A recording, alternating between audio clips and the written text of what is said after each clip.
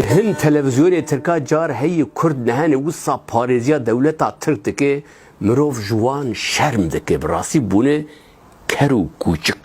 بوونە سەگ و کەر سەگ و کەرێ me gelek bûne di nava dewleta Tirk de jî ya Faris de jî ya Ereba de jî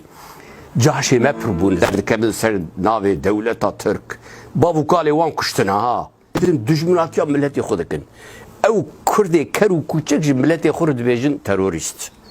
ew kesê ji bo milletê Kurd xizmetê dikin ew keç û xortek can û ruhê xwe didin ji wan re dibêjin terorîst ew wanê dibêjin bijî Kurdistan û diçin pakrewaniyê diçin şehadetê ji wan re dibêjin terorîst edevere xwedê web serê kê danî yani wisa ji wî milletî derdikevin hinek dibin weke seg û weke kera yani îro haşayî huzura we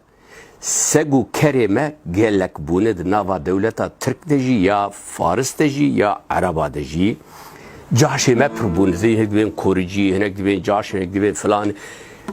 li hin televizyonê Tirka car heyî Kurd nehane wisa parêziya dewleta Tirk dike mirov ji wan şerm dike bi rastî bûne ker û kûçik bûne seg û ker